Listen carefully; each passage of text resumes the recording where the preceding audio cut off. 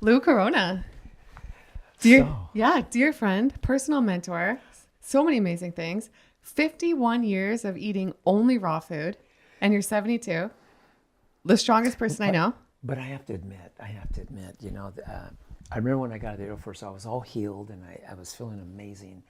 And so in the holidays, I came home to visit my parents, and my parents, they were so used to having me eat, Italian food, Mexican food, American, just like regular food, like most people. So they couldn't fathom the idea that you could actually live on plant-based, organic, raw living foods, Right?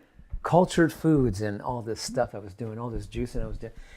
And they just couldn't fathom the idea that you could eat it fresh and raw, just right the way it comes from nature.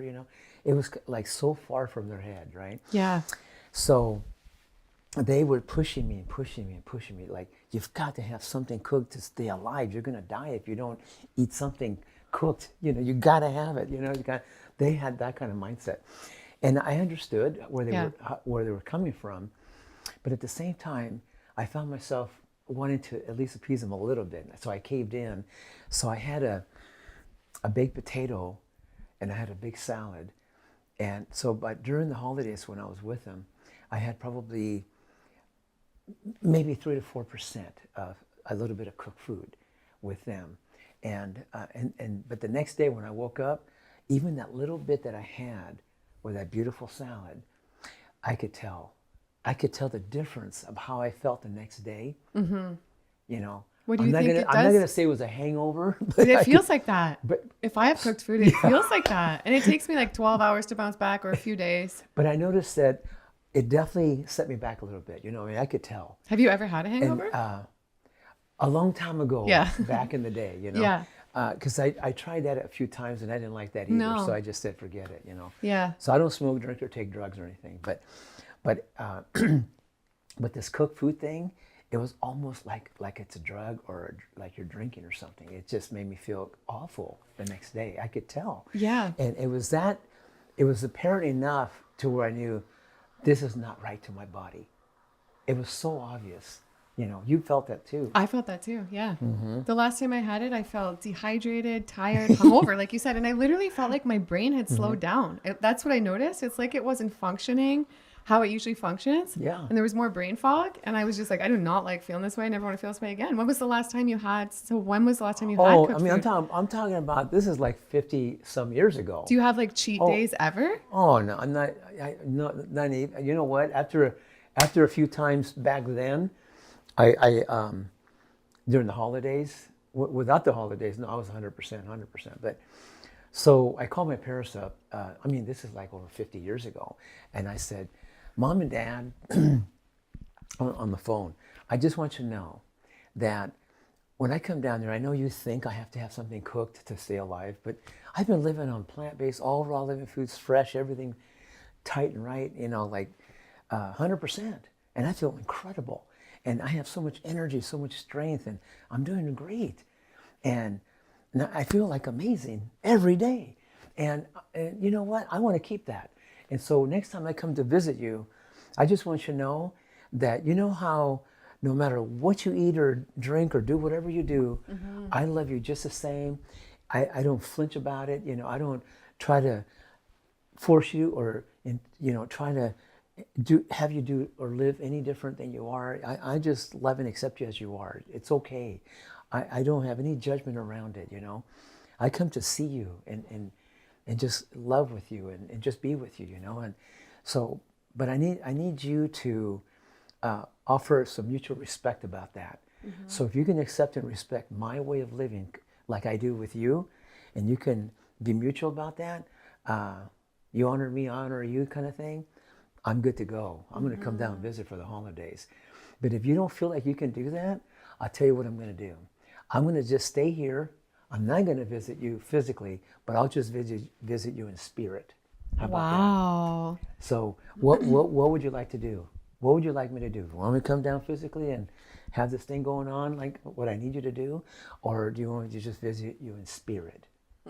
What's your call? Yeah, be there. Come on, right? Yeah. So they said, no, we'll respect and accept whatever. Good. So they had me come down after that, everything was good. And that's So important, right? That we honor and respect each other's choices, even if they're not where we are or doing totally different things, we, right? we need to have that ability to find our truth and live it and honor it.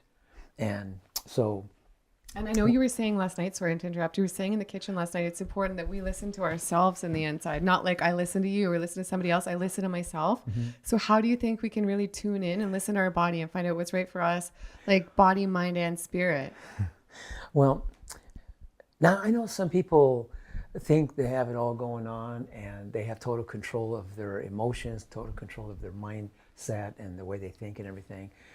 But, you know, I'm just not one of those. I don't find myself thinking that I got it all going on and I'm perfect and I can control my thoughts and my emotions and everything and the way I eat and drink and all that.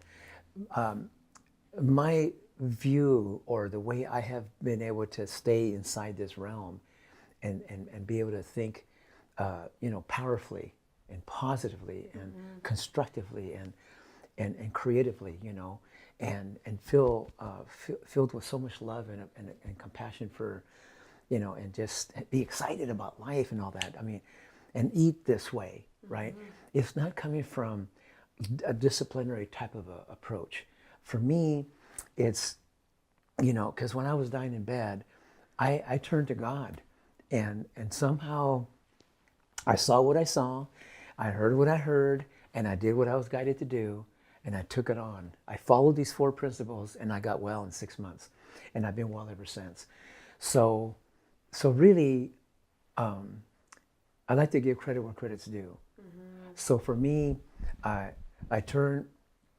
surrendered myself to God in the Lord's name, and I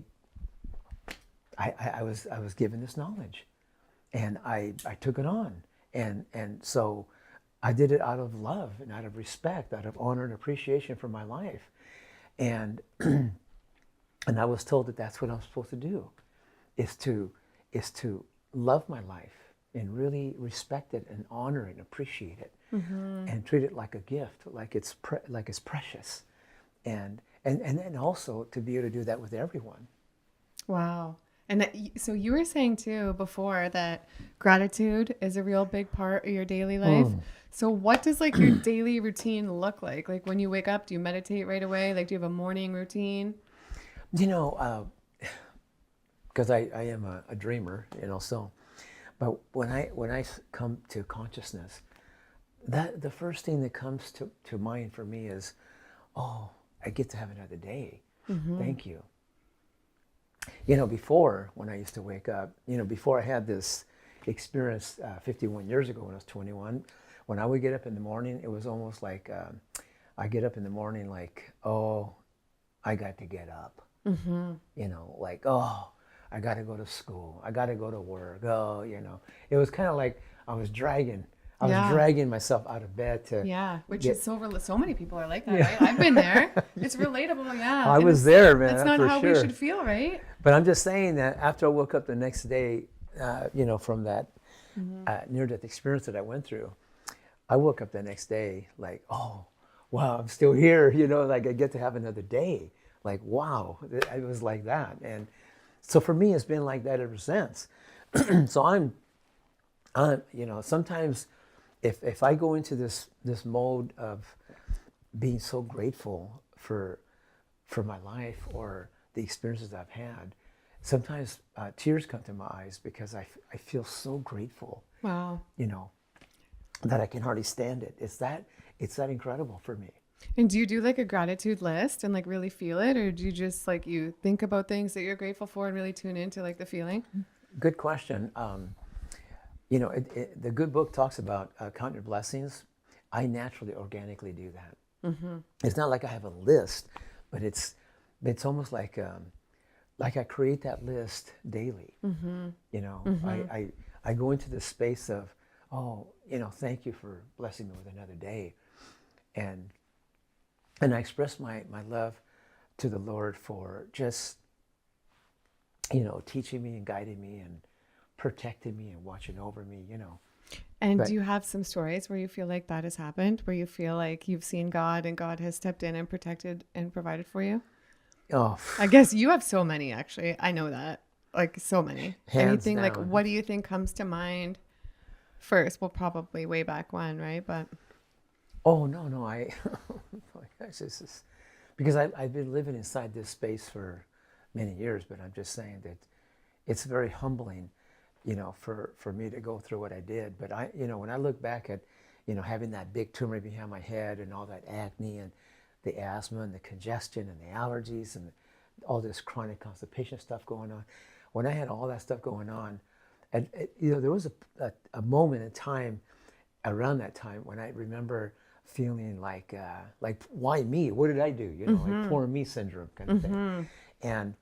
But as I went through it, as I learned what I did and had this connection and covered by the light and everything, and I was shown these things. Well, after all that and learning and then going through the process of cleansing and watching all these worms come out of my body, crazy. black, rubbery, wicked, evil stuff coming out of my body for months. Parasites, right? And parasites, worms, black, rubbery stuff, evil stuff came out of my body. And did you feel like a release and feel better when that stuff was coming out of you? Each a little bit better, each a little bit better, a little bit better. It took time. It took me 6 months of hard work. I'm not going to tell you it was easy either. So sometimes people ask me to help and teach them one-on-one, like how do you do this? How do you really apply these 4 principles on a deeper level? How do you cleanse the body? How do you cleanse the mind? How do you clear and complete with the past issues? How do you do all these things? How do you bring yourself to a whole complete life? And so they want to know, And it's not like I can say it in a minute or two. It takes time to be with a person and find out where they came from, what they've been through, and sort of you might say revisit their experiences, right? So they can really look at it and ask that question. What was it like? What was it like when you went through this and this and this? Like in my case, what was that like? And you've been through it. Like, Oh. I don't know if you want to share any stories. I know when I'm watching podcasts, I just feel like I can connect so much when people share stories because we all go through things, right? Is there anything you want to, because I know I've said this before, but I know you've been through it, and I just love your positive attitude. You just get more and more excited about life each day, and you don't look back in anger. You look forward with love, like excitement for life. You don't look back with, I'm angry about this, I'm bitter at this person. Because like getting older, it's like, I always talk about this because it's true. It's just so easy to get angry. So I don't know if you want to share like any of the hardships and how you're able to not get wrapped up in the hate and the anger and how dare they do this to me and the thoughts of even that. You don't even entertain those thoughts, right? Yeah, that's right. I did have those moments where, for a time in my life where I was very angry and resentful, and I had some form of condemnation towards people that hurt me in the past. And so I went through a certain period of that time. And regret and all these things, But when you get to this point when you really get it and you see what's really going on, then you become thankful even for those experiences.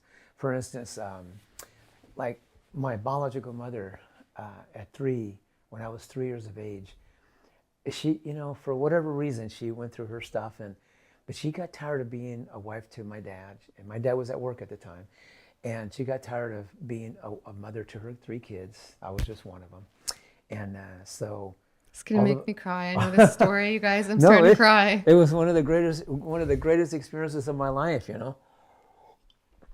Because, you see, it depends on what perspective you come from, you see. But for me to experience it, yeah, at the time was traumatic and it was messed up and all that, but it turned out to be a real blessing. The good book says everything works out for the good. And I didn't understand that at the time when I first learned about that. But later I discovered the power behind it.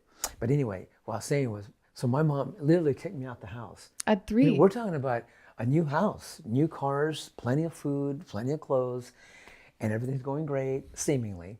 My dad's making good money, has a good job, providing for his family. Everything's good, and you know, and so all of a sudden, she just had this moment of she had to do this. So she pushed me out the front door, locked the door. Literally, physically. I'm banging on the door trying to get in, but it's not happening. So in a very short moment or two, I realized she's not gonna let me in the house. I just been kicked out of the house. I mean, this is it. I'm 3. And I remember like it was yesterday. And so I'm banging on the door and she's not opening the door. And then once I realize she's not going to open up that door. This is it. And you remember this? Oh, like yesterday. Wow. I'm only 72. Okay, I'm just getting started for real. But It was only 69 years ago and you still remember it. Wow. Oh yeah. So anyway, when that happened, I felt, you know, at the moment I felt, you know, sad and bummed out, and my heart dropped to the floor. I died inside, you know. Yeah. And it was very traumatic. And, Yeah. And I felt like alone all of a sudden. And then I didn't physically die. I'm just saying inside. Yeah. I died right then. It was just like crushing a person, you know. And I don't know if you know this, but I found out later that animals, like when they have their siblings, or I mean, you know, their offspring. Yeah. Yeah. If the mother doesn't nurture it and love it and take, you know, that way, it dies. Yeah. You know. So that's what I'm trying to say, that that's what happened to me. But I didn't physically die at that moment, you know. But it was the beginning.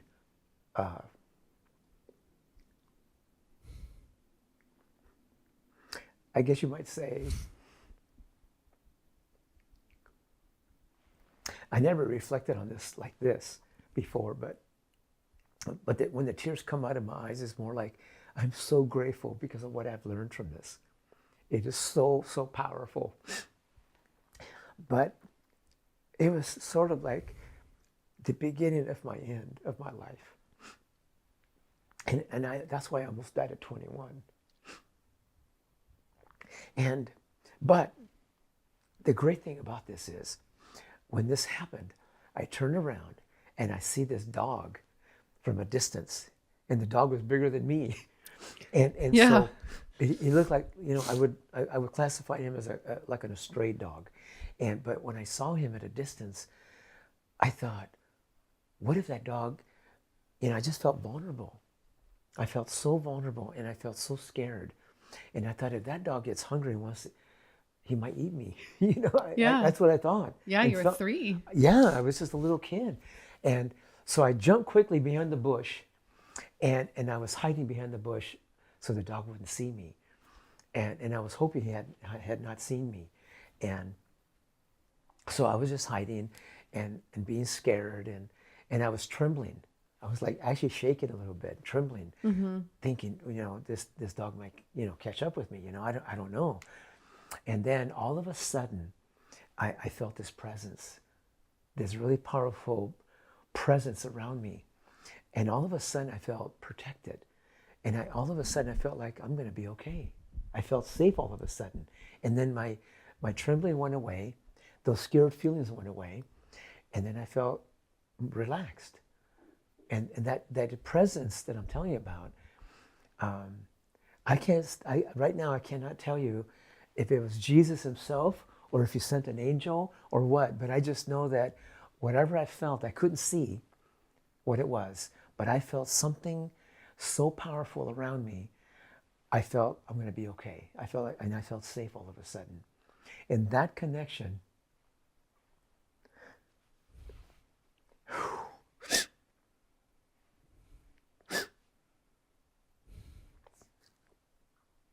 that connection has never left. Wow. Unreal. This is literally one of the most unbelievable stories I've ever heard. So that's why you don't look at it like it was such a bad thing. Like looking back, like, are you glad it happened that way? Or no? Would you That's want why I it said it was different? the best thing my mom could ever have done for me. Wow. Because, losing her, She pushed you to God, really. Like, it's it, it, crazy. it created that connection. Holy.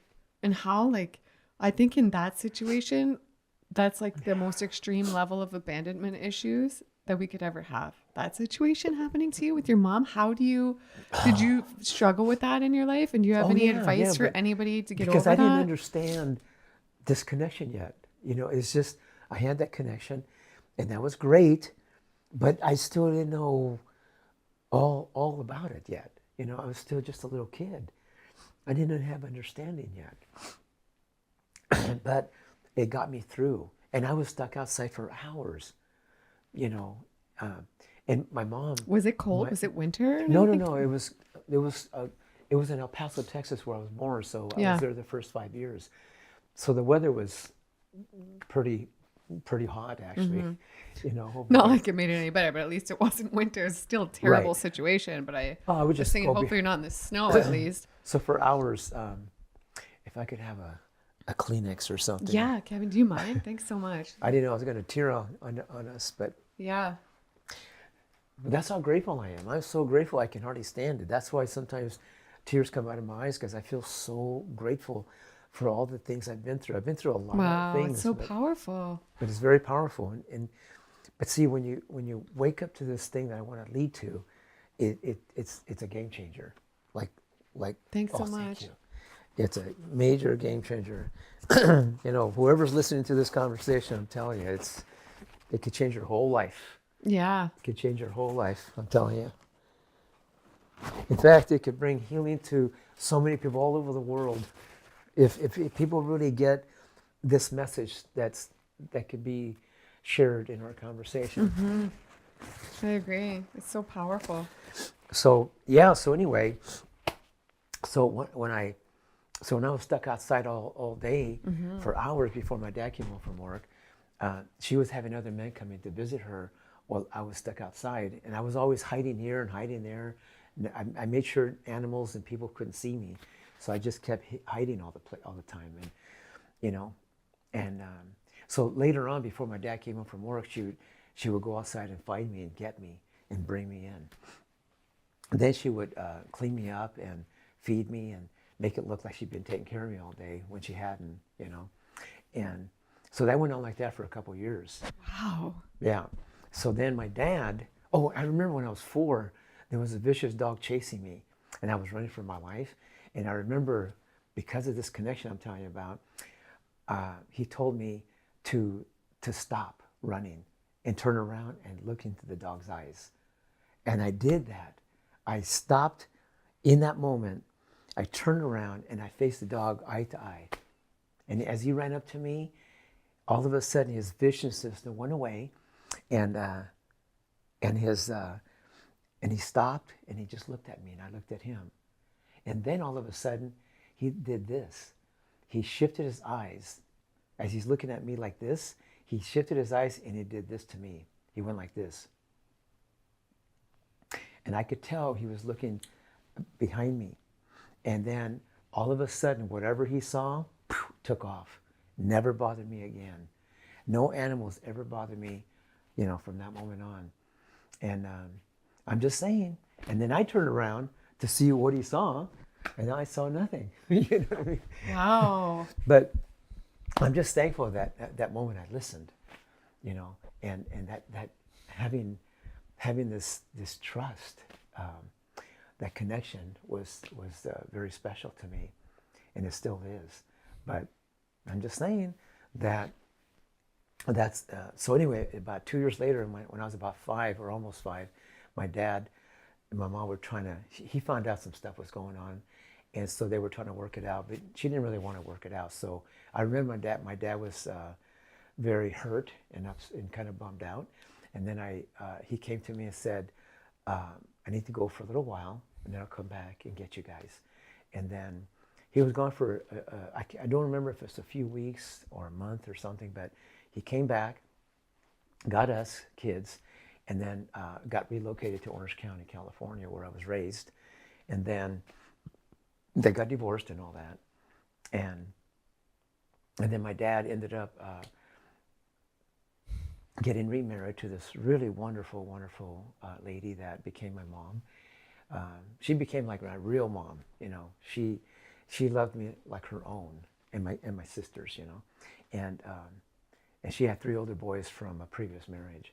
So we became like the Brady Bunch sort of thing. Mm-hmm. But she's the one who taught me about the power of prayer when I was 10. By that time, I was able to connect with her, be calling her mom by then, and she was really awesome. But she helped me create that connection with the Lord in a big way. And because of that, now I had more of a directive idea that God exists, and I realized that's why I had been protected from the past. And so when the kids were beating me up at school from 5 to 10, they were telling me they'll kill me if I tell anybody. So I never told anybody. So at 10 years of age, I was terrified. Mm-hmm. And I just wanted to die. I didn't want to live another minute because I was so miserable with, you know, all the abuse and everything. You know, verbal and emotional, physical abuse. You know, it was intense. I mean, being kicked like a football, you know, I mean, it's pretty rough for 5 years. You know? Kidding. But the great thing is that when I had this connection, and I asked God to protect me from any harm, in Jesus' name I said, and I had this tingling warm sensation rush through my body, and all my fear was gone after that. And then also my confusion was gone. And also, I've been protected ever since. Nobody's ever bothered to hurt me, or, you know what I mean, or anything. I've just been completely protected ever since. Maybe because you really believe too, right? Well, my mom, when she sat me down at 10, she explained to me how, she said, "Do you remember, son, a few months ago I was in an auto accident. Do you remember how when you came to visit me at the hospital with the family, my body was in a cast from the neck down?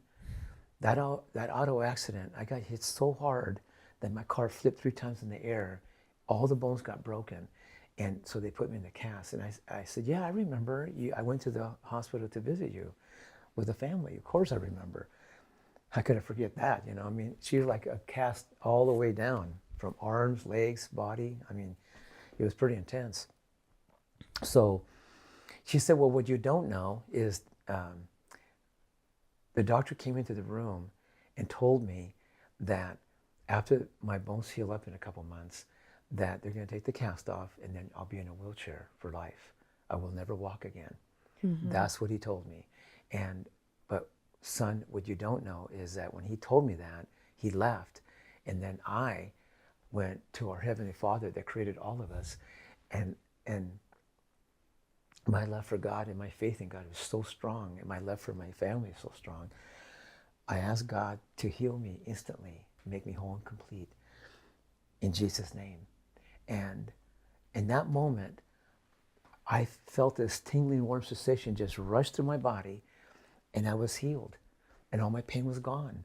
And I called the doctor back in to check me because all my pain's gone. He checked everything thoroughly, and they took the cast off.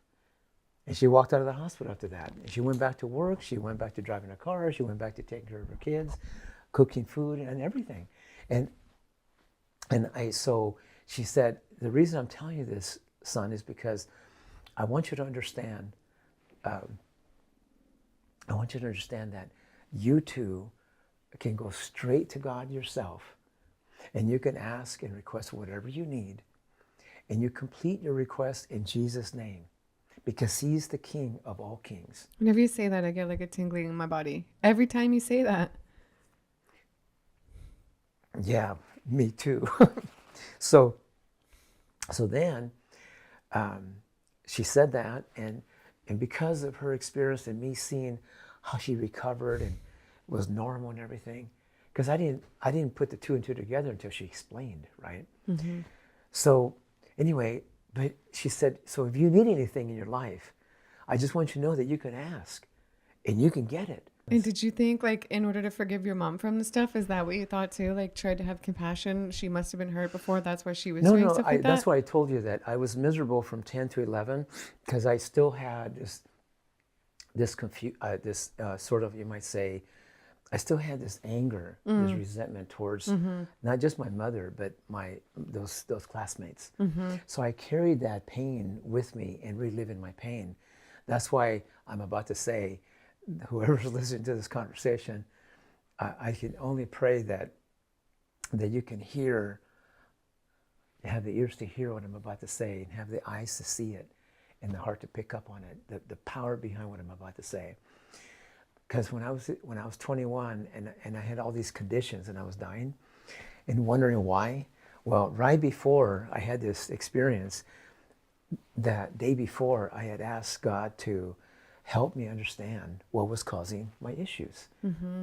Because, you know, when I went in the Air Force, I was fine. But after I went in the Air Force, a short time I was in there, I started suffering with this and this and that. I started having all these digestive problems and acne and allergies and tumor and asthma and taking all these medications, and my joints were hurting. I literally felt like my body was dying. And so I was wondering to ask God, like, okay, what's causing my issues? What have I done? I don't smoke, I don't drink, I don't take drugs, I'm a good person. Why am I suffering? What have I done to end up like this? Then I want to know solutions and how to live from now on. So I was led to walk away from the hospital, which I did, take a leap of faith.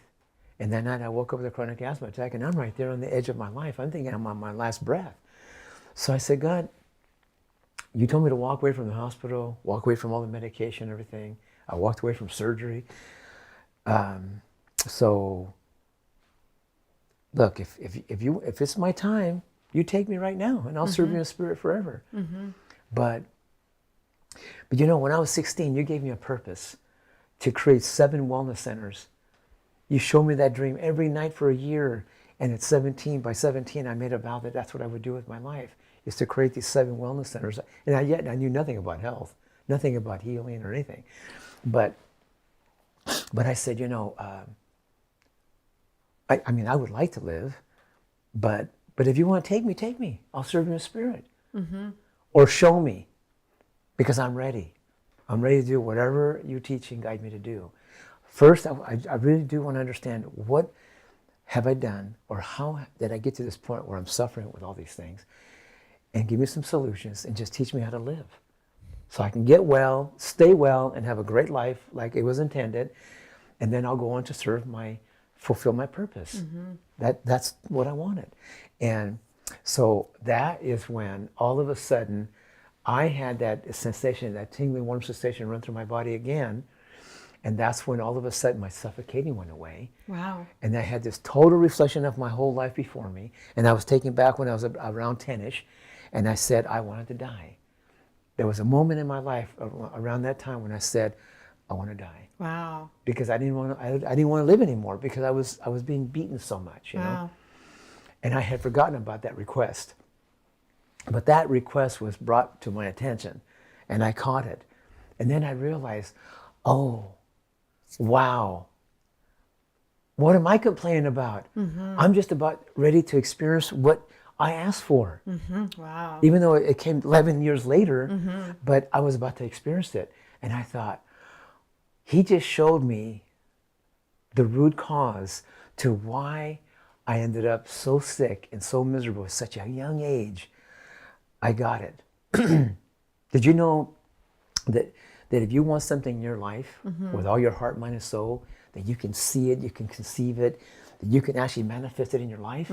It's truth. Yeah. It really is. Good, bad, and ugly. But that's why they say, be careful what you ask for, because you might get it. Because we create our life, right? Right, exactly. Yeah. This is very powerful when you think about that. It's the most powerful thing ever of our life. So, but when I got it, I went back to God and I said, Heavenly Father, thank you for showing me that. Yes, I did make that request back then, you know, but since then, you know, you gave me purpose, and you know, so I want to let you know right now, I changed my mind. And I want to get well. Wow. And I want to get well and stay well and have a great, powerful life. And I want you to, lead me and direct me and then help me one day when the time's right to help me create those 7 wellness centers that you showed me when I was 16. Because you gave me a dream every night for a year. And I saw these 7 Literally wellness every centers. night you dreamt about it? Every night. That's crazy. Every day I kept wondering, why do I have the same dream, seeing these 7 beautiful places, throughout the world. They were just in different parts of the world. And people came from all over the world to these places. They had their own gardens, their own orchards. They were beautiful. And it was a beautiful place out in the country, like way out in the country. It was self-contained, self-reliant, self-supporting. God reigned over all of them. And there's messages in our dreams then, right? And it was just every night I had this dream. And then about a year later, I came to the conclusion, because remember, I was just 16 when this happened. So, but about a year later, it took me a while to get it, but about a year later, I realized, oh, this is God's way of showing me a projection of my future, what He's calling me to do, what He sees me doing in the future. And then I thought, okay, well, that's what I'll do with my future then. That's cool. I'm good with that. All right, And then I just figured that He could help me along the way to make it happen one day. And I'm still working at it, working towards to make that happen, So, and trusting in it. So anyway, 51 years ago when I was dying in bed, I told him I changed my mind about the idea of dying. I want to live, and I want you to help me and teach and guide me what to do, how to live, how to get well, how to stay well. And then that way, one day when the time's right, then we'll create the 7 wellness centers. And so that was my driving force to want to live. Wow. That's why I say to anyone that may be here in this conversation, get in tune to what you're here for. What's your purpose? Find your purpose. And if you don't know what your purpose is, then pray for it. And then it'll be given to you. Wow. Powerful. Because when you have everything. purpose, it's a driving force. It's the driving force. Right? Yeah. So anyway, the great thing about this is that all of a sudden, my room lit up. I was like embraced by this bright light around me. And the Lord was next to me. And if you could imagine a mother holding their children, because you have 2 children, right? 2 children. So when the mother's holding the children and loving it and nurturing it, well, that child feels that love, right? And it's such a powerful force there is. It's the most powerful force there is. Yeah, I agree. Love. Yeah. There's nothing greater and better than that. No. So, but I felt that like 1,000 times that inside this experience. And it healed my heart. Wow. It healed your heart. Crazy. Wow. Yeah, can you believe that? No. Yeah, and so I was told that, because before I was coming from a lack mentality. Yeah. Yeah. For years, I was going through that mindset, that certain belief that I wasn't good enough, or I didn't matter, or I don't belong here. You know what I mean? But in that moment, I'm so grateful, so much that I can hardly talk about it, because, see, when I was in that space, it was like so incredible that I can hardly talk about it. Yeah, and I know your mother, who, like your father's new wife, who became your mom. I know she helped you in your life so much with the power of prayer. And then God, your connection with God has helped your life so much. Is there anybody else that you feel like have been like key figures in helping you live your best life? Like anybody who's really influenced you or been a mentor or been somebody else along the way, other than those 2 that have really come to mind that have really changed your path for the better? Well, or have you just, because it seems like you've done this all on your own with you and God. It would be nice to say that I did it all on my own, but it's far from the truth, Yeah. Far from the truth. But when I went through this experience of being shown how we are these beautiful, brilliant, ingenious, creative beings. And we have this infinite potential within us. We have so much potential within all of us. We're so beautiful and powerful and ingenious, creative beings. And so the truth is, we are good enough. We're beyond good enough. And we do matter. We all matter. And we're all brilliant. And we're all ingenious, creative, powerful, infinite beings. We're so powerful. And so when I woke up with that, that was a game changer. And also, I woke up realizing that everything that we attract into our lives, the good, bad, and ugly, all of it, we're responsible. We're the ones that are choosing it and attracting it into our lives. Wow. So once we're fully able to acknowledge that and take responsibility for everything that we attract into our lives, before, present, and even into the future, all of a sudden from there you can create. And sometimes is the bad good? Like we're trying to go through that situation for something and it's good? Or if we're proper creators, we're not attracting bad situations. We're just in alignment and everything's always good. So we're capable of attracting and creating our lives as we will. So as we're choosing our thoughts and choosing our emotions and choosing our projections and our intentions and all that, even what we eat and drink, all of it, we're responsible for all this. So you attract all of it. So once I was able to take responsibility for the way I was thinking, the way I was feeling about things and all that, and the first instruction I was given was to love and forgive everyone, past, present, and future. And how did you do that? I was given that instruction to love, forgive, accept, have compassion for all these people, and also to anoint everyone with love, in spite of the things they say and do, you know. And so the next day when I woke up, I mean, besides the 4 principles, but that was just the first instruction. I was given many instructions, but I like to call it the 4 principles because it's just a way to put it in category. The first principle, the second, the third, and the fourth. You need to write a book about the 4 principles. Yeah, I'm in the process. Good. Yeah. And also put in a course together so people can actually understand how to really apply them, how to put them into practice. And I'll let you guys know when that's available. That's going to be epic, next level. You have to do that. Oh my goodness. And there's so much. You're 72, but you look forward like there's so much to do, right? Because you know, a lot of people, as they get older, they look back like the good old times. So I like how you're just like, I want to do this, I want to accomplish this, I want to do that, I want to do that, right? And do you think that's partly because they're raw living foods? Do you think if you had turned back to cook foods like a few years ago, say you healed, right? And you got better 15 years ago, but then 40 years ago, you decide, I'm going to go back to cooked foods. Do you think even vegan, clean cooked food, do you think you'd still be here? Well, where I'm at right now, you could put a plate of cooked food in front of me, even vegan, and say, Lou, because I'm a multi-billionaire, I will give you $1 billion if you just eat one plate of cooked food. Yeah. Just do one plate of cooked food. That's the voice of a billionaire? I'll give you $1 billion, okay?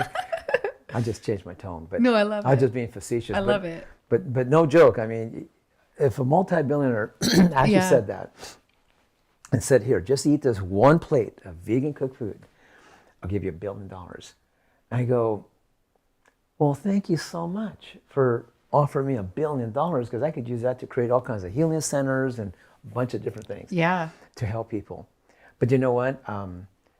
That doesn't resonate with me. I don't do that anymore because that's dead. There's no life in it.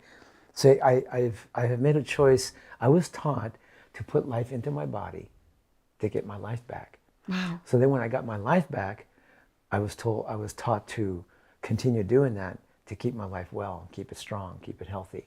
So I don't put the dead food in my body anymore because it's dead. There's no life in that.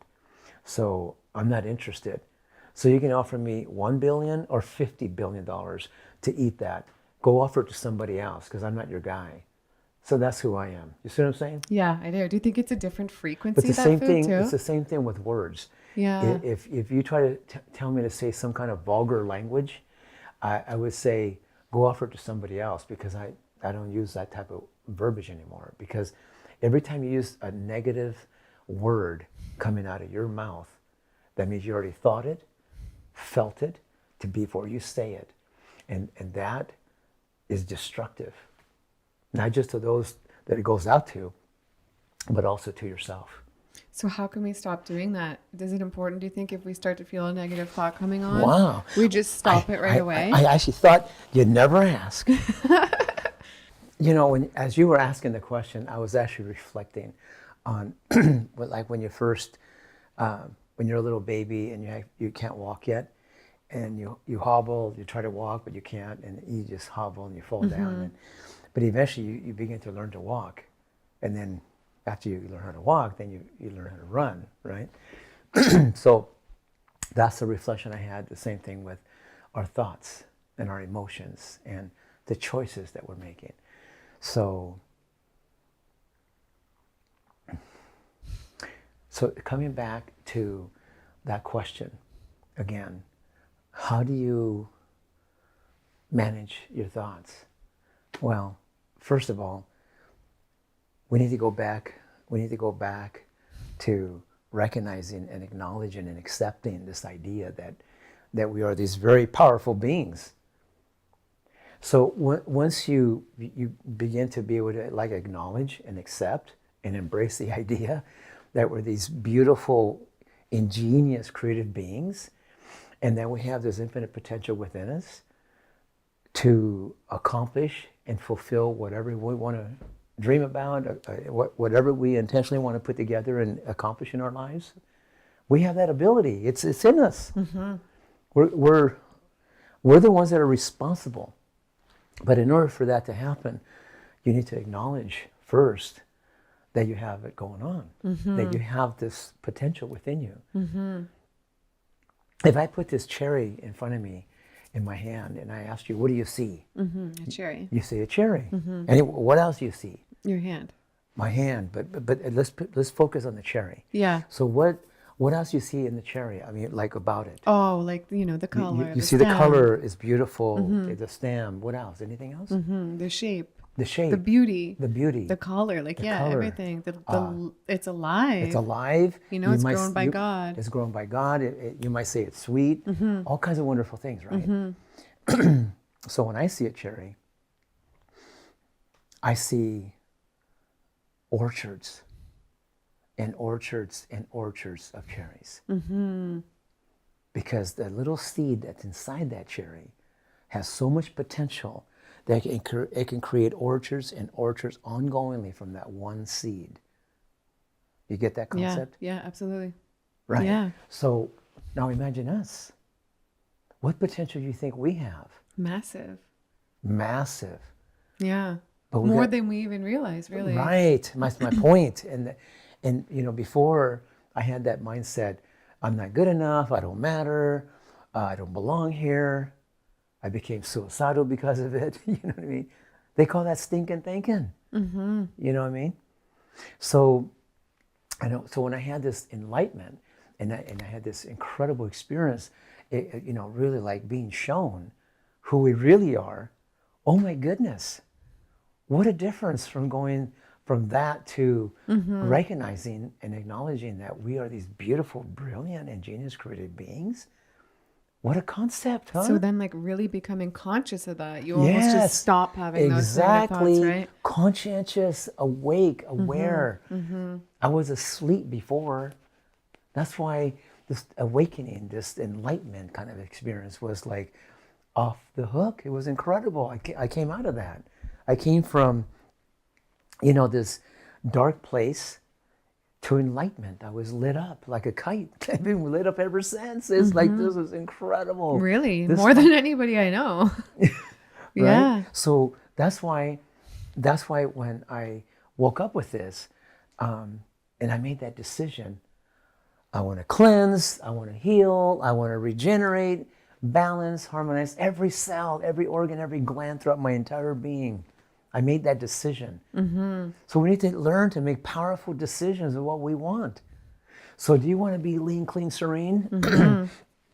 Do you want to be radiant, strong, and vibrant with abundance of energy? Yeah. Then call it, claim it, think it, feel it, be, speak it into existence, right? So you can create abundance of all kinds around you, in you, around you, all over, into your future. Anything's possible when you're coming from this place. So before you can start managing your thoughts, managing your emotions and all that, you must come to find your true identity. But once you acknowledge your identity, your true identity, now you're coming from a powerful place.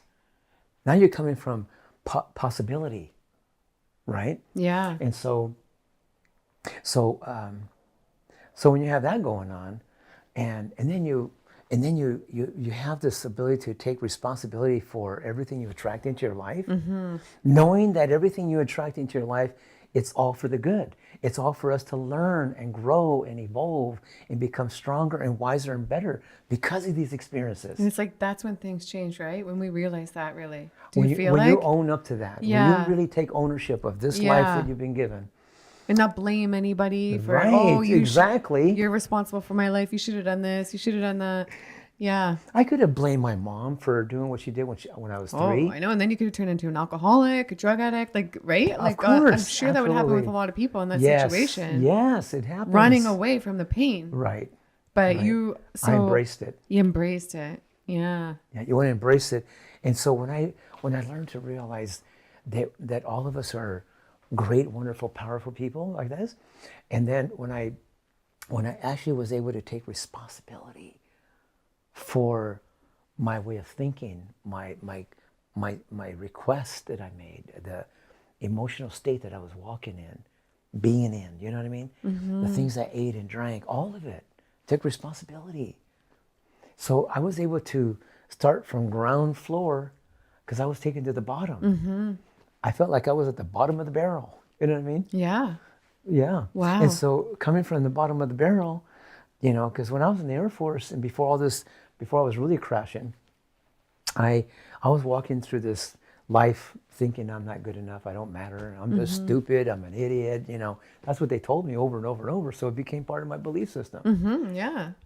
And then on top of that, when I had all this acne on my face all over, I looked in the mirror one day and go, man, those guys were right, I'm uglier than sin. And what do you think causes acne?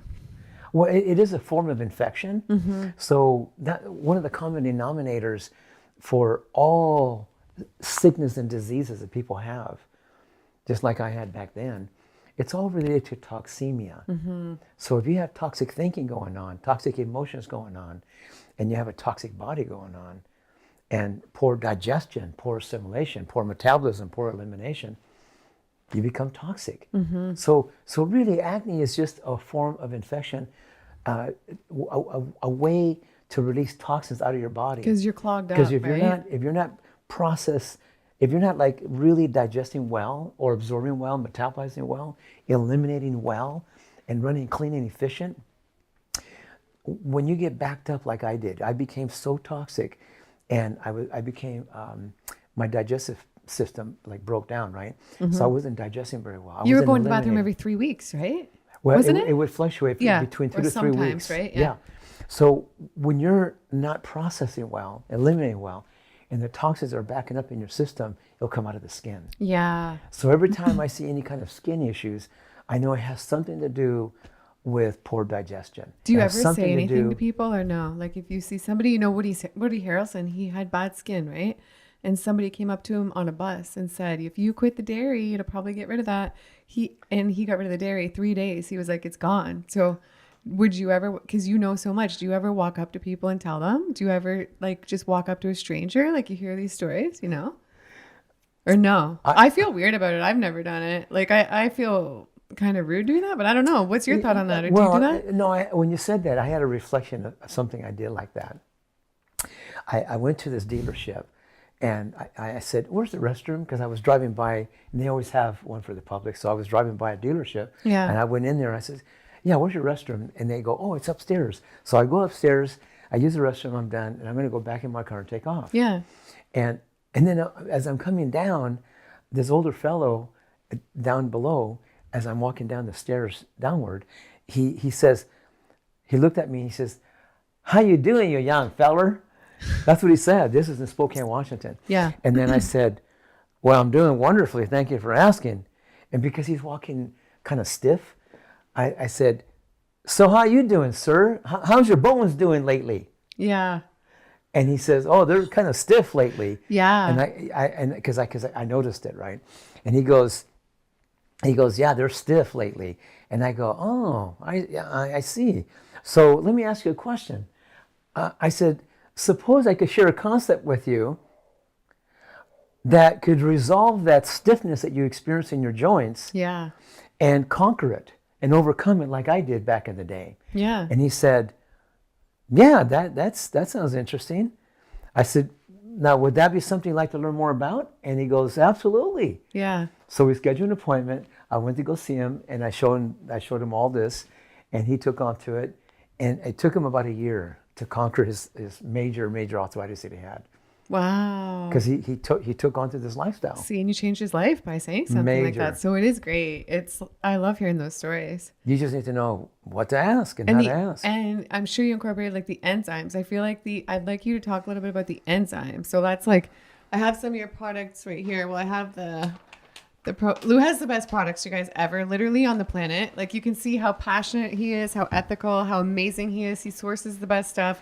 And you're all about the enzymes. So you have enzymes. Tell us a little bit about the enzymes and how you incorporate those in your yogurts and this and that, why you think they're important and why maybe you don't think we can get enough, because this is your thing, right? Like, why do you think we can't get enough enzymes from our foods? Well, even if I'm raw vegan. It's not just my thing. It's all of our thing, because we're all dependent on them, whether we like it or not. You know, some people ask me the question, if you start taking these plant-based enzymes, if you start taking them, you know, they're very concentrated, right? I mean, at least these particular ones, not all of them are the same, I'm telling you that. Yeah. But these aren't I don't have the enzymes here, but your company, you guys have, I'll link the enzymes and everything below. You guys, it's amazing. But what can it do for us incorporating the enzymes? And what exactly are they for somebody who doesn't know? Well, enzymes are the spark of life. They're protein molecules with electricity running through them. So some people look at enzymes like the life force in your food, the life force in your body, the life force in all living things. Without enzymes, nothing grows. Without enzymes, nothing lives without enzymes.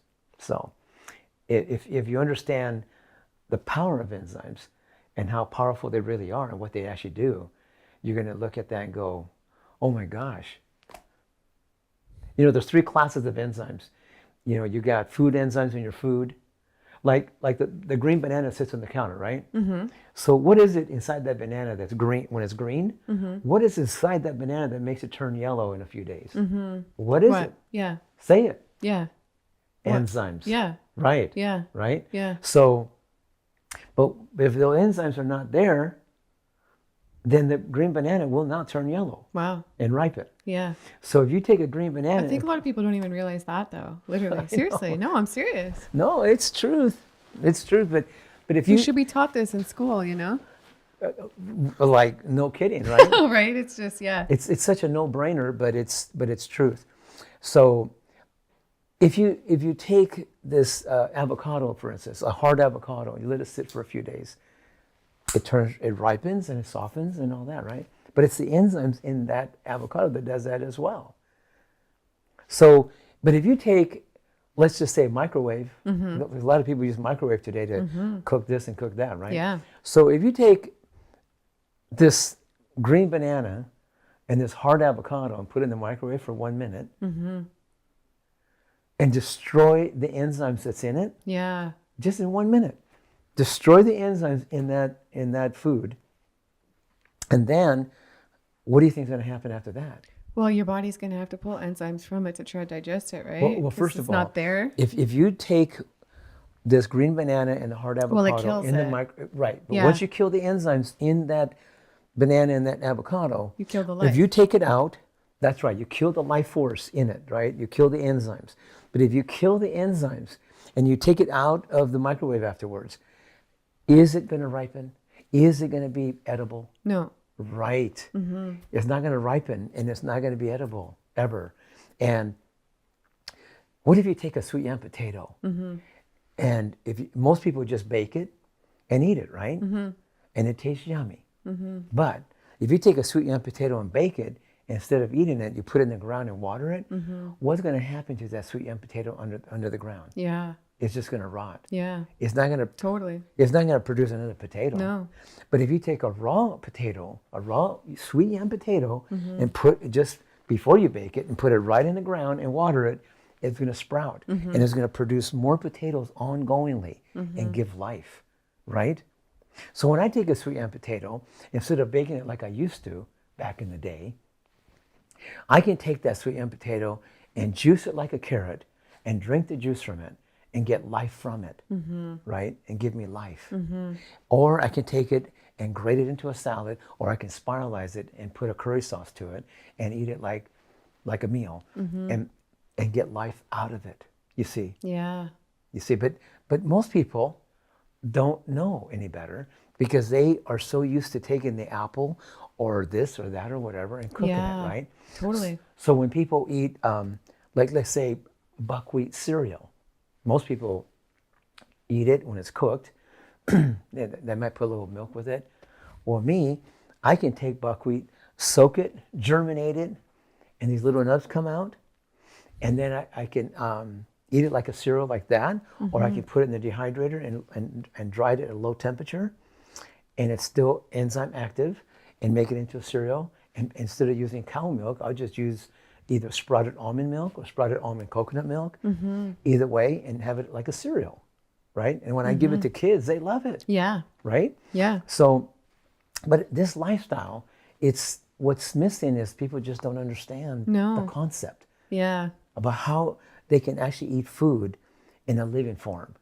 And do you feel like you're like, I mean, you're probably not going to say this about yourself, but like you're on another level, right? Do you feel like that's partly because you incorporate all this stuff, because you incorporate the amino acids, the enzymes, like all this stuff in your food? Do you think if you didn't do any of this, you would still be where you're at? So what enzymes do, like food enzymes, they actually break down the food into micronutrients. It breaks down all the proteins into amino acids, fats into fatty acids, carbohydrates into glucose. Just like those enzymes in the banana and the avocado and all fruits and vegetables out there. The enzymes, the enzyme activity that's in there is there for a reason. We're dependent on them. And what can happen when we don't get the enzymes? Like if we're just eating all cooked food or like mostly cooked food and just a little bit of raw food, what can happen to our body? Like, is it true our body pulls enzymes out of it? Like it can produce enzymes, right? To digest the food when there's no enzymes, That's a right? great question, And then because after our body does produce enzymes. Yes, for sure. You know, I studied Dr. Edward Howe's work, Dr. Centolio, you know, Dr. Humbard, and there's like all these various books on medical doctors and scientists, you know, doing all this intensive research and validating and confirming that this concept is real and truth behind it. So as I studied it and learned it and worked with experts at the field, I learned the power behind it and how you can utilize them, not just to compensate for the enzyme deficiencies in our food to maximize digestion so we can assimilate better, metabolize better, eliminate better, and run more efficient, but also how they use them to help accelerate the cleansing healing process. You know, when you begin to really understand this whole thing about sickness and disease, and you understand that it's related to this disconnection with God, it's related to stinking thinking, negative thinking, it's related to, I call that toxic thinking, and it's related to like toxic emotions, like fear, anger, resentment, guilt, shame, grief.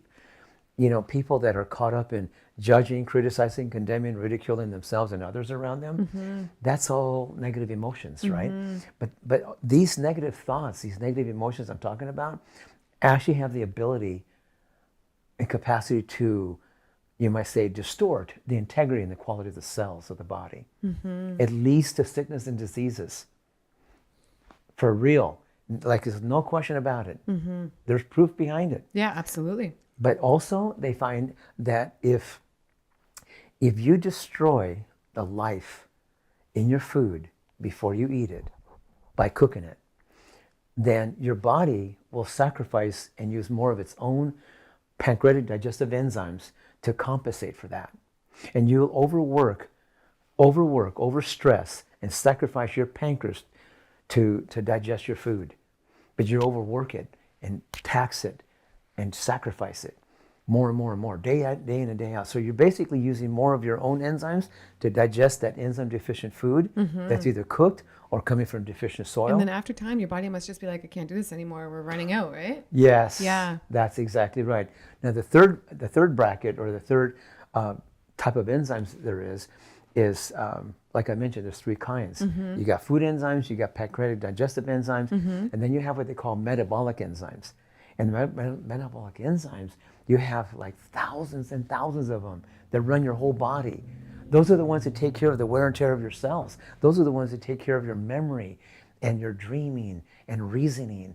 They take care of the muscle contraction. They take care of your immune system. They run organs, glands. So if you understand the metabolic enzymes potential, if that's rich and adequate in your body, you're radiant, you're healthy, you're strong, you're vibrant, you're alive, you're happy, you're just got it going on. Yeah. You know? Yeah.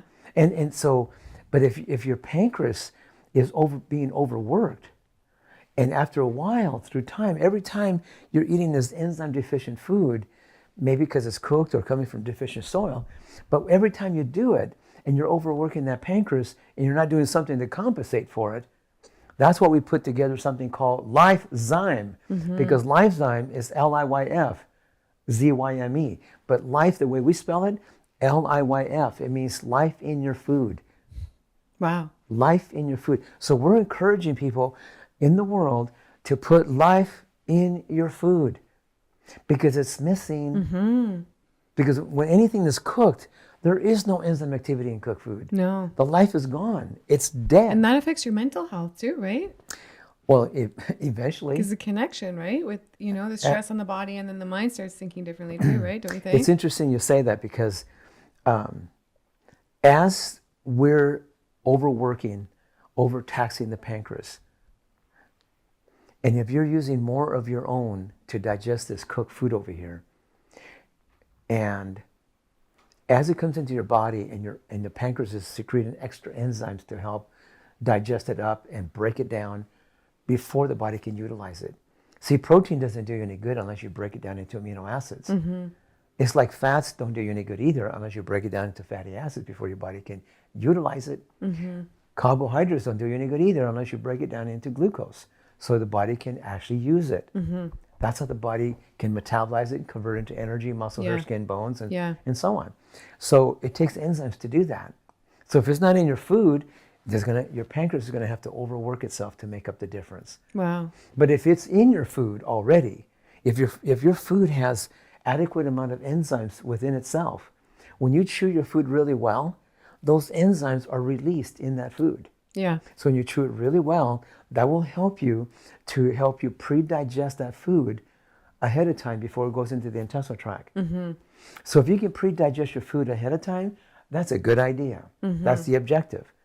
But most of us in the world don't know that. No. So what we do, we just keep eating that cooked food, and we just expect our body to do its job. The only thing is, every time you do that, your pancreas, when it goes into your system, your pancreas will secrete extra enzymes to help do everything it can in its power to break down that protein, carbohydrates, and fats that you're taking in to micronutrients so you can survive. Because your body is designed to survive. It's designed to live. And so the body will do whatever it takes to borrow from Paul, to pay Peter, to pay Tom, to keep you alive. So that's why we can eat the cooked food and get away with it for a while. For a long time sometimes. Yeah, for a long time. So some people... but doesn't mean they're thriving. Some people will be like, well, this person's eaten cooked food for 50 years and they're fine, right? They're doing fine. They're not sick.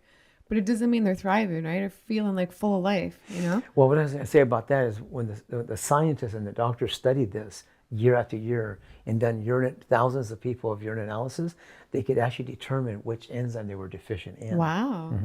But they also found out that because from one generation to the next, they actually discovered that from one generation to the next, eating cooked food, one generation to the next gets weaker and weaker and weaker, and when they are born, they are born with what they call an enzyme deficiency, and the next generation is even more deficient. The next generation is even more deficient. Wow. So that's why today we have the younger generation with more sicknesses and diseases like never before in history. It's crazy. We have more junior diabetes going on like never before in history, and all kinds of other diseases going on, because it's linked to an enzyme deficiency. Wow. And if you really do your homework and really do your studies, you'll find out that this, just in the US alone, we have about 330 million Americans, but 50 of them are walking around with diabetes. And another another 93 million are walking around with pre-diabetes. That means almost half the country is walking around with a very tired pancreas. And you think it's linked to an enzyme deficiency? No question about it. Yeah. So when I see people catch on to this lifestyle and catch on to the concept that I'm talking about, isn't it interesting? I mean, generally, within 6 months to a year, those conditions disappear. And huge changes in their happiness. They find passion, purpose sometimes too, right? I mean, I've witnessed it, but I'm not here to make any claims about, that if they take this or that, they're going to conquer this or conquer that or heal that or cure that. Yeah. But I can just say that over the years, experiencing my own healing naturally, it's been a great experience. Yeah. But I've been able to witness other people over the years that when they actually take on this lifestyle and take care of the deficiencies that they have struggled with, I just find it interesting how they just seemingly get well. Me too. It's amazing. Without making any claims about anything, but I've just seen people are greatly enhanced by it or have conquered many things because of it. So I'm just saying, like in my case, people that know me out in the world, I eat 100% plant-based, organic, raw, full spectrum, raw living foods, enzyme activated foods, cultured foods, almond coconut yogurt, pumpkin seed nut yogurt. You had some yesterday. Yes, pretty so cool, good. Huh? We have recipe videos coming where Lou shows us how to make the almond coconut yogurt, which is literally one of my favorite things ever, and the pumpkin coconut yogurt, a new one, never before seen on YouTube. And so many amazing videos.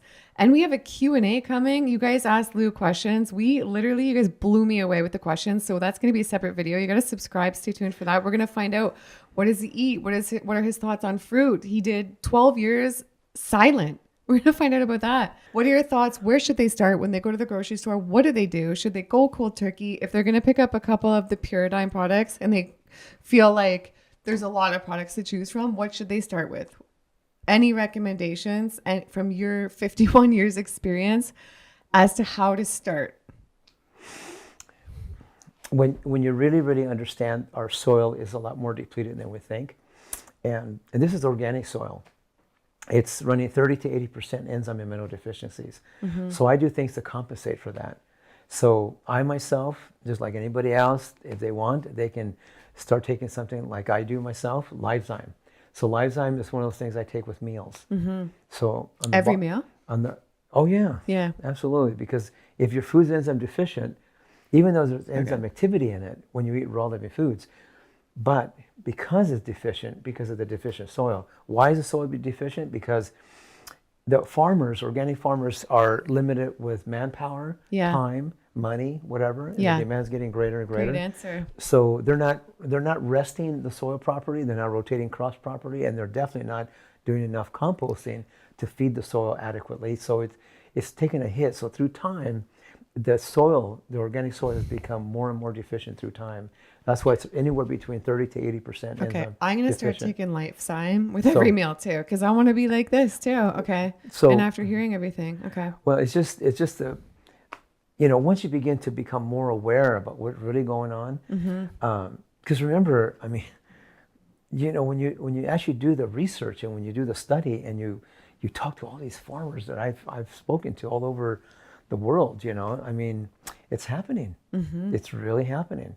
And so, you know, maybe 1,000 years ago, we didn't have to be thinking about taking some kind of a supplement to compensate, Yeah. you know, because the soil was rich. Yeah. The air was pure, the water was clean and all that. But we're living in a very polluted world right now, and our soil has taken a hit, like a major hit. So we need to do something to compensate for it at best. I don't like it any more than anybody else, just so you know. Would I rather just live off rich soil and do everything organic and all plant-based? Of course, absolutely. It's the way to go. I mean, I'm headed back that way, you know, into the future. But when I went silent years ago, I lived that way. I lived off good land, and They have to wait for that. Yeah. But I'm just saying, you know, we need to do something. Yeah. But when I saw my friend recover so quickly in 6 months, that was impressive. So, but as I studied more, and I started taking them on. So Lysozyme's the first thing, like anybody else can do, is take Lysozyme. That's number one. I mean, of course, I'm going to say, learn the 4 principles, try to apply them at best, do the best you can to eat more fresh foods, enjoy the fruits and vegetables and the herbs. And where, you know, but if they go to the grocery store and they're like, where do I start? Like, what should I get? Well, you know, for a beginner, I mean, I'm going to say, I mean, if you can just learn to make the lemon ginger blast, that'd be a good place to start. Yeah, we have that coming too. That's a great juice. Learn the basic one and just do the basic one first, you know, and then when you get a little more excited and more advanced, you can go into the advanced version like what I'm doing, you know. But I mean, we got to start somewhere. But you know, like times when I go to this like the health food store, I'll go to the juice bar and grab a green juice and just tell them to add you know, a little lemon ginger to it or something, you know, and turmeric. Sort of tell them to make my lemon ginger blast for me on the spot, you know. Are there any raw foods that you avoid? Like, do you eat everything? Do you avoid onion, garlic, or like anything? That's a good question. I mean, I would say garlic, I probably consume it like sparingly. I don't do lots of it, but same thing with onions, you know, sparingly. You know, it does flavor up the food and stuff like that. But what I seem to do a lot of, I mean, do I enjoy fruit? Yes, I do. But I won't eat like 12 mangoes at once. You know what I mean? I might throw a mango in a smoothie with some greens and maybe a little of that almond coconut yogurt, but I don't overdo the fruit thing. You know, I don't do too much sweets at once. Now, if I'm going to go out and exert myself, my body will tell me what to do. So I don't try to tell people do a specific percentage like this and like that. We, as people, need to learn how to listen to the body. So in cellular communication, that's the first principle. You know, how you communicate with God, how you communicate with your mind, you know, how you communicate with your emotions, but also how you communicate with your body. So you can communicate with plants, how to communicate with animals. But when it comes to the body, we need to learn how to communicate with the body. So when the body says, give me some water, give it some good, clean water. It didn't say soda pop and coffee and wine and all that, right? Give me some good water. Just if the body's dehydrated, then give it some good, clean, pure, alkaline, structured, energized water that the body can get hydrated by, you know? But if you start doing other things like soda pop and Kool-Aid and, you know, other beverages like that, then that's not listening to the body then. Yeah. And you know, there was somebody I interviewed and he doesn't even drink water because he says this water is not alive, right? Which kind of what you showed in the light test a little bit, right? He will only drink coconut water, juices, like no water even. What do you think about that? There's truth to that. So if you're going to drink a water, then let it be pure and let it be structured, energized water. So you know, I find it interesting. There's about 8 different famous places in the world where water comes right out of the ground, and they call it healing water. Wow! And when people drink that water, it heals their body. And so what the scientists found out that it's not only pure alkaline structure energized water, but it's naturally infused with hydrogen. Cool. It's like really high in hydrogen. And they found out that water is 10 times more permeable.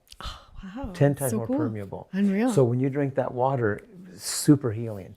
So the water, when you drink from coconut water or from fresh juices and what have you, the water that's in there is pure alkaline structure energized water. Wow. Yeah. So so your friend who said that to you? It was Aris Latham. Have you heard of him? Yeah, he only drinks coconut water, juices, no water. And I forget how many, I think it's been decades of Well, that. You already know that I enjoy a lot of fresh juices Yeah. throughout the day. So I do the coconut water thing and all that. But but I average probably I'm going to say at least a quart of this clean water. And But this water is, okay, so for anybody who doesn't know, what water is this? This water is really clean and delicious. I can almost feel it. It feels like electric in me. It feels good. Yeah, it's nice. It is a clean, pure alkaline structure energized water. Yeah, it's really nice. And they ran it through the crystals, the lodestones. You know what lodestones are? No. Lodestones are where the lightning hits these rocks and they become magnetized forever. Wow. And so when they run it through a chamber of those rocks, when the water runs through it, it picks up that energy from those rocks. You have to write a book. I'm going to coming. text you every Monday. Have you started the book yet? Start the book tomorrow. Or maybe you're already starting it. No, I haven't started yet. I'm working on the initial You got a lot recordings. going on. You're doing so much anyway. I am. I'm so busy, but I'm working on getting to it. I mean, Yeah, it's been years of just living it, you know. Yeah. And now in a short time, you know, in the next year or two, I'm basically formulating the knowledge and put it into like a perspective so that people can grab it and run with it. And do you think this lifestyle has made you more creative too? Like Huge. the raw foods? Yeah. Oh, absolutely. Yeah. Oh, absolutely. No question about it. That's why I said we are very, very powerful, you know,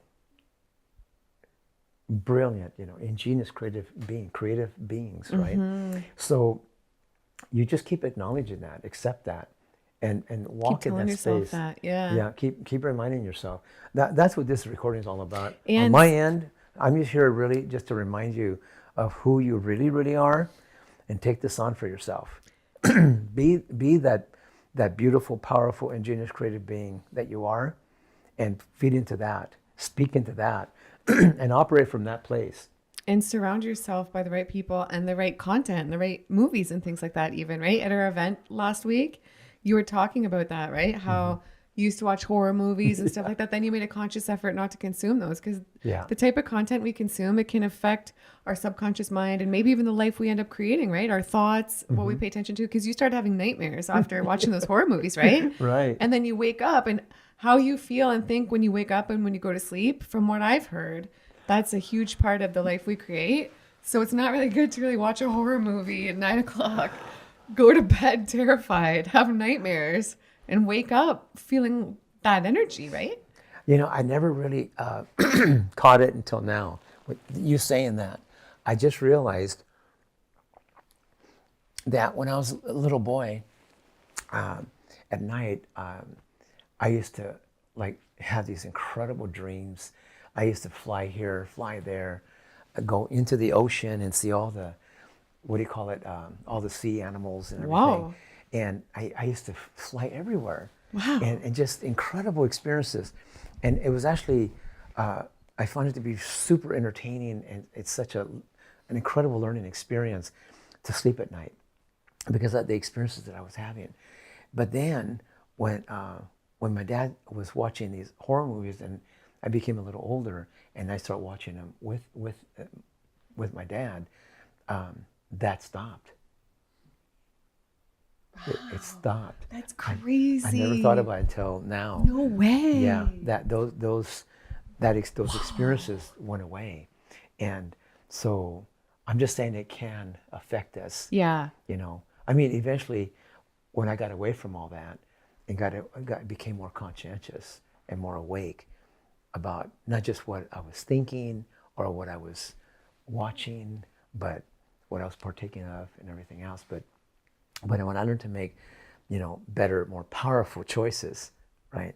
But it really came from this idea that we are these brilliant ingenious created beings. And so when I was able to acknowledge that and accept that and begin to embrace that, coming from that place, I was able to create a new life for myself. And I can even feel that through you. Even looking into your eyes, you have very powerful eyes, Lou. This has been such a powerful talk. I've loved having you on. Thanks for being so vulnerable, so open, so sharing, so honest, so real about your experience and yourself. And you're so connected. And I love that. And okay, I'm going to let everybody know we have that Q&A coming that I was talking about. It's going to be epic, just as epic as this, maybe even more. Is that even possible, you guys? I don't know. And I'll link Lou's Paradigm Company, everything below. It's amazing. I use the Paradigm protein. I use the enzymes, and I'm going to start using the Lifezyme and lots of other stuff too, because I want to be like this in 30 years. I'm 40 right now, and Lou's got more energy than anybody I've ever met. It's incredible. He's a beautiful person.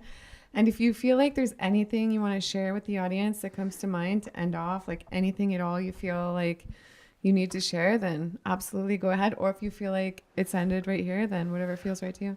I don't remember in this particular conversation if I covered how Paradigm was actually born. Did I? No, say we that? didn't in this one. We did in the kitchen. We did with Elizabeth. We have epic videos coming, you guys. Yeah. Well, it's just that. It would be nice. Excuse me, but when Mike asked me to help this enzyme company back in 1992, by that time I was already, I did my 12 years of silence, and then in 88, I was led to break silence. So I had already been working with people all over and doing some really great work for about 4 years. But in 88, when I was asked to help this particular enzyme company where they were carrying these medical grade enzymes and probiotics right to the door instead of going to a doctor's office for a lesser price, I started helping them. And within 6 years, they became from little to big. Wow. But then the guy that ran that company, things got compromised, and then I had to leave. So when I left, I went to the next company that was the original supplier for the first one, and they formed a company so I have a place to send people to that would be the real high quality again. And then 15 years later, he retired, and then hands changed, and then it got compromised again. Excuse me, the quality, right? But the results went with it. So then I had to leave again.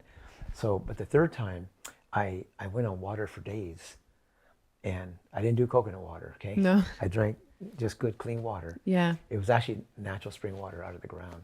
But I went on for days, and I asked God to help me form a global company that would be grounded on the 4 principles, and that I would be able to be, this time, the president, co-founder, creator, guardian of this future company with the final say. So, and you know what? Right after that, it actually happened. Somebody asked me to help them with their wife, and she had this incredible experience, and he was so inspired by it.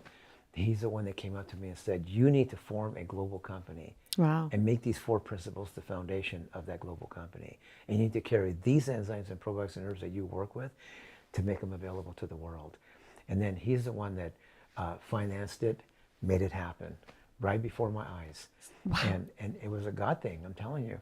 That's why when people ask me about, do I believe in God, or is the Lord Jesus really the King of Kings?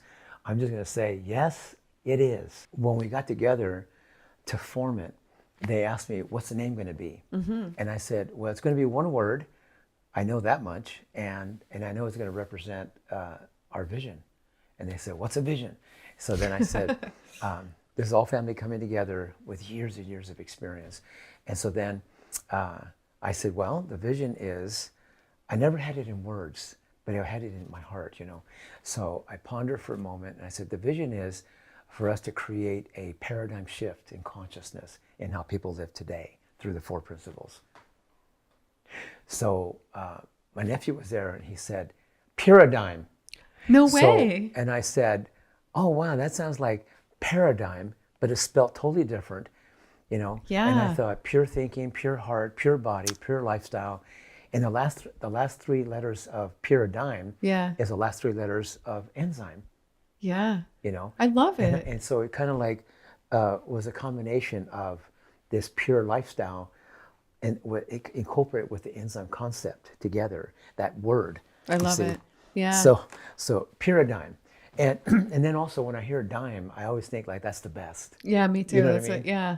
Like Yeah. I remember sometimes women will say to the guys, Yeah. women will say to women, Yeah. they will say, is that guy a 10 or an 8 Yeah. or a 10, 5 or whatever? He's a And but- dime. She's a dime. It's Right. like the best, right? Right. And your stuff is the best, you know, literally. and you know what? So speaking of that part, is that so when we came together to put it together with all these years and years of experience, we took the enzymes and made them 3 times stronger than what doctors are using for their patients.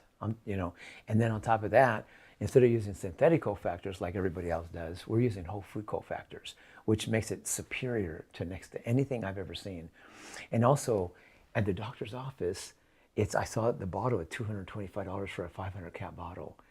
$225 Wow, for a that's 500 crazy. cap. So with Paradigm, the Lysozyme, the multiple digestive enzyme, I would call it a superior multiple digestive enzyme. But the Lysozyme for a 500 cap bottle is like 95. Crazy. Not 225, Yeah. 95. Yeah, and it's 3 wow. times stronger. So when I talk about Paradigm being like a, you know, maybe I shouldn't say it, I don't know, but it's just a low profit type of a company where it offers superior quality and efficacy and potency for a superior price And it helps a lot of people. in order to get it out to the masses of people. So at best, you know, because we know how important it is. People out there in the world don't even know what enzymes are or what they do or how they can help them or how they need them. We're so dependent on them whether we like it or not. But when people say, oh, I eat raw foods, you don't need to take enzymes, your body's going to become dependent on enzymes if you take them. That's like saying, don't breathe air because you're going to become dependent on air. Or, Yeah. or don't eat fresh food because those enzymes in that fresh food, you're going to become dependent on them. See, we're already dependent on them. It's like saying, don't drink water because you'll become dependent on water. Or don't even drink coconut water because you'll become dependent on coconut water. See, we're dependent on water that's in our food, or vitamins and minerals and phytonutrients and antioxidants and chlorophyll, enzymes included. You know, so what people are doing out there in the world, for the most part, like 99% of them, are eating cooked food, and what they don't realize is that there's no enzyme activity in that food. Yeah. And the body is going to do everything it can to make up the difference. And it's going to overwork their pancreas. It's going to, and they're going to get to that point where they cannot digest properly anymore. Yeah. So they start developing what they call a partial digestion of their food. So that means some of the proteins, carbs, and fats digest and process, and it keeps them alive, but then some of them don't. So they start developing a certain ratio where they start accumulating undigested proteins that putrefy in the body, Wow. and undigested carbohydrates that ferment in the body, and undigested fats that turn rancid in the body, but that attracts parasites and bacteria and yeast and what have you. And these critters live on that waste. And those little critters that I'm talking about that accumulate in the body, they begin to multiply and proliferate in the body. But at Wow. the same time, while they're eating this waste, they're also eliminating waste out of their little bodies. And guess where the waste goes? The Right. little waste that comes out of their little bodies, Right. it goes into your body. And that waste that comes out of their little bodies, it's super toxic. It's super poisonous. It's super smelly. And it's, as far as I'm concerned, it's deadly. And that's why people are ended up suffering with all kinds of infections and all kinds of sicknesses and diseases and blah, blah, blah. And we need to look at that and go, oh, you mean we you know, because we become so toxic, that's why we ended up with sickness and diseases? Yes, absolutely. If somebody wants to try to get out parasites, like what do you think they should do for that?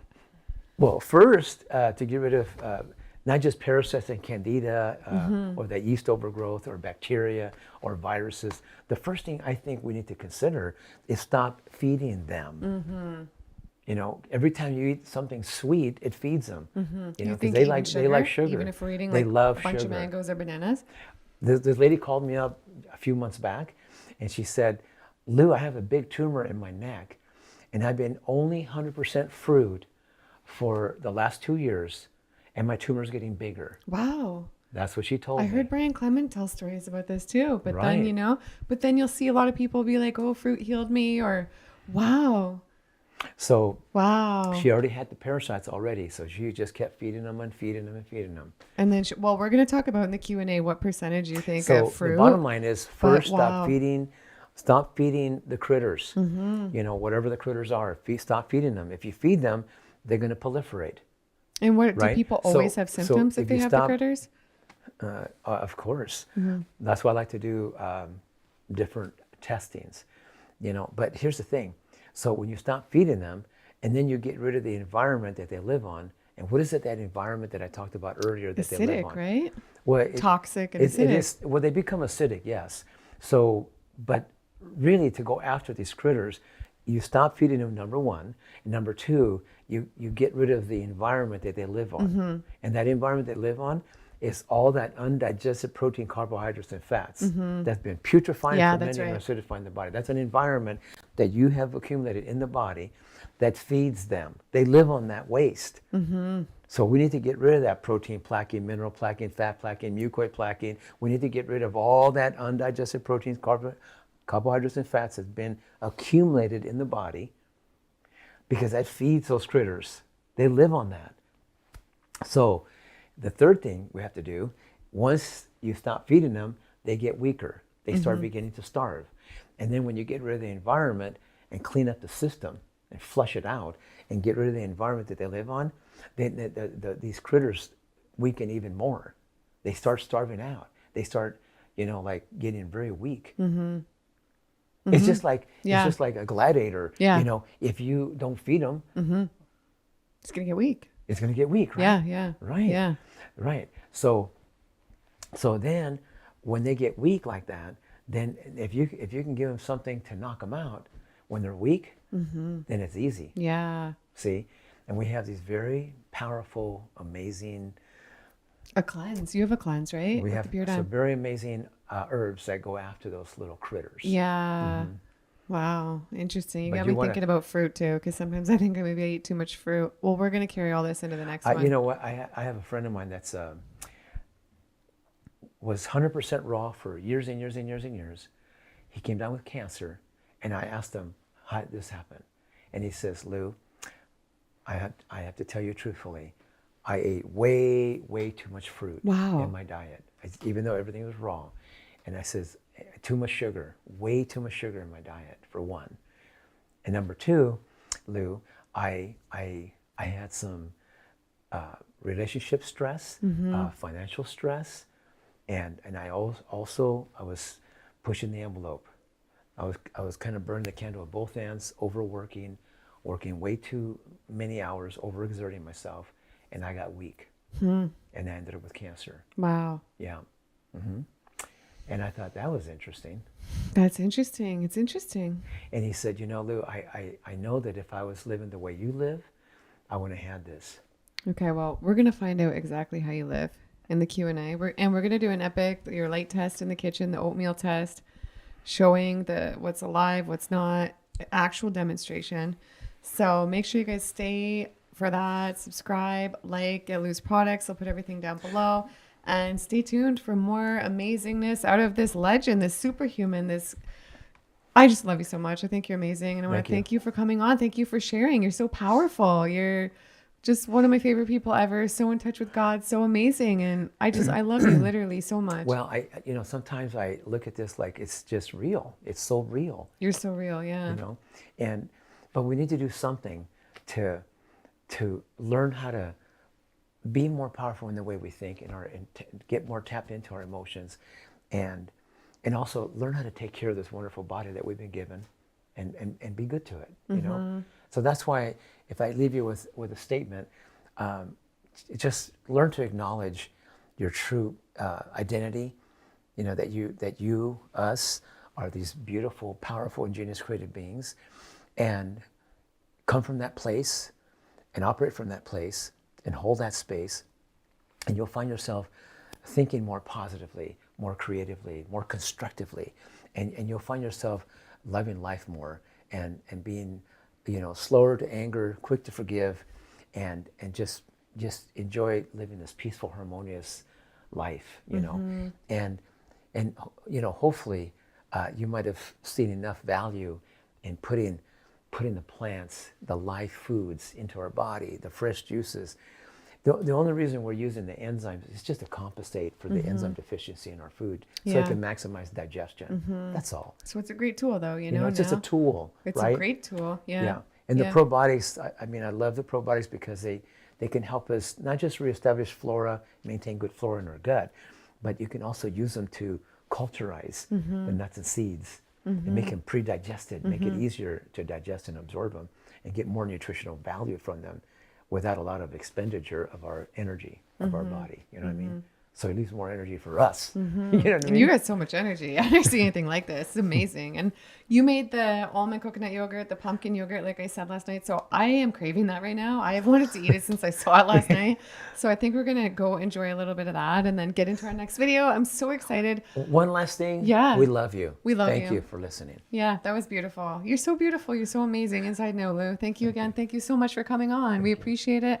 And I know my viewers, you guys are absolutely amazing. I'm sure you appreciate it. Love it. I don't even have to say, I hope this added some value to your day, because I know it did. You add so much value. You help so many people. And I hope you realize that. And I love you guys, and we'll see you in the next one. Bye.